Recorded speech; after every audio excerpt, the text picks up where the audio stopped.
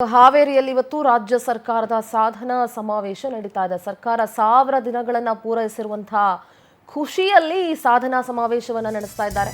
ಭೂ ಗ್ಯಾರಂಟಿ ಸಮರ್ಪಣೆ ಹೆಸರಲ್ಲಿ ನಡೀತಾ ಇದೆ ಸಮಾವೇಶ. ಕಾಂಗ್ರೆಸ್ ಸರ್ಕಾರಕ್ಕೆ 1000 ದಿನಗಳು ಅದ್ದೂರಿಯಾಗಿ ಆಚರಣೆ ಮಾಡ್ತಾ ಇದ್ದಾರೆ. ಇದಕ್ಕೆ ಸರ್ಕಾರದ ಹಣ ಕೋಟ್ಯಾಂತರ ರೂಪಾಯಿ ಖರ್ಚು ಮಾಡ್ತಿದ್ದಾರೆ. 1 ಲಕ್ಷ ಕುಟುಂಬಗಳಿಗೆ ಹಕ್ಕುಪತ್ರಗಳ ವಿತರಣೆ ಕಾರ್ಯಕ್ರಮ ಇಟ್ಕೊಂಡಿದ್ದಾರೆ. 1.5 ಲಕ್ಷಕ್ಕೂ ಹೆಚ್ಚು ಜನ ಭಾಗಿಯಾಗೋ ನಿರೀಕ್ಷೆ ಇದೆ ಕಾರ್ಯಕ್ರಮದಲ್ಲಿ.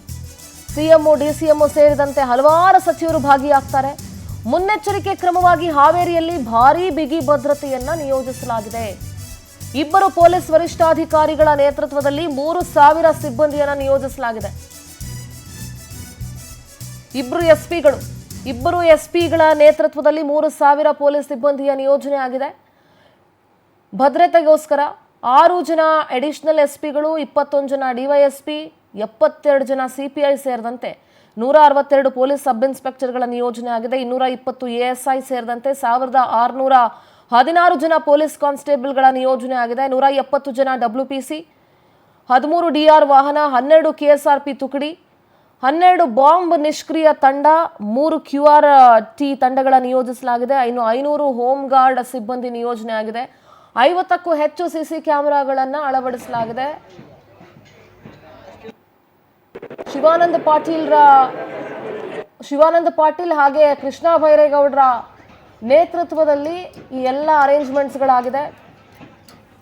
ಹಾವೇರಿ ಪ್ರತಿನಿಧಿ ವೀರೇಶ್ ದೂರವಾಣಿ ಸಂಪರ್ಕದಲ್ಲಿ ಜಾಯ್ನ್ ಆಗ್ತಾ ಇದ್ದಾರೆ. ವೀರೇಶ್, ಶುಭೋದಯ. ವೀರೇಶ್, ಸರ್ಕಾರಕ್ಕೆ 1000 ದಿನಗಳ ಸಂಭ್ರಮ, ಭೂ ಗ್ಯಾರಂಟಿ ಸಮರ್ಪಣಾ ಹೆಸರಲ್ಲಿ ಅತಿ ದೊಡ್ಡ ಕಾರ್ಯಕ್ರಮವನ್ನ ಸುಮಾರು 100 ಎಕರೆ ಜಾಗದಲ್ಲಿ ನಡೆಸ್ತಾ ಇದ್ದಾರೆ. ಸೊ ಕಾರ್ಯಕ್ರಮದ ಸಿದ್ಧತೆ ಯಾವ ರೀತಿ ಇದೆ, ಏನೆಲ್ಲ ಆಗ್ತಾ ಇದೆ ವೀರೇಶ್?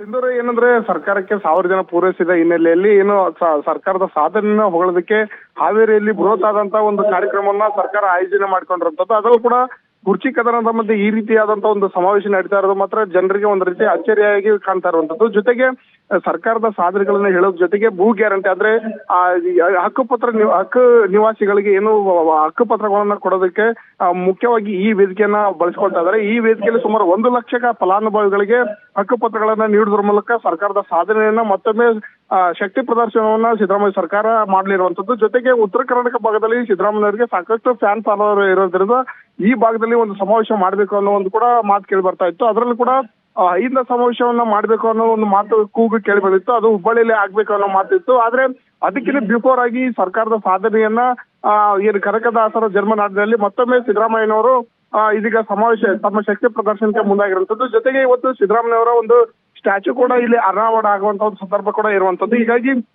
ಸಿದ್ದರಾಮಯ್ಯವರ ಶಕ್ತಿ ಪ್ರದರ್ಶನಕ್ಕೆ ಈ ವೇದಿಕೆ ಮತ್ತೆ ಹಾವೇರಿ ವೇದಿಕೆ ಸಜ್ಜಾಯ್ತು ಅನ್ನೋದು ಕೂಡ ಒಂದ್ ಕಡೆ ಪ್ರಶ್ನೆಯಾಗಿ ಕಾಡ್ತಾ ಇರುವಂತದ್ದು. ಒಟ್ಟಿನಲ್ಲಿ ಸರ್ಕಾರದ ಒಂದು 1000 ದಿನಗಳ ಪೂರೈಸಿದ ಹಿನ್ನೆಲೆಯಲ್ಲಿ ಇವತ್ತು ಅದ್ದೂರಿಯಾದಂತಹ ಒಂದು ಸಮಾರಂಭವನ್ನ ಕೂಡ ಹಾವೇರಿಯ ಏನು ಅಜ್ಜಯ್ಯನ ಗುಡಿ ಬರ್ತಕ್ಕಂತ 100 ಎಕರೆ ಪ್ರದೇಶ ಆವರಣದಲ್ಲಿ ಆಯೋಜನೆ ಮಾಡುತ್ತದೆ. 1 ಲಕ್ಷಕ್ಕೂ 2 ಲಕ್ಷಕ್ಕೂ ಅಧಿಕ ಜನರನ್ನ ಸೇರಿಸುವ ಒಂದು ನಿರೀಕ್ಷೆಯಲ್ಲಿ ಇರುವಂತದ್ದು.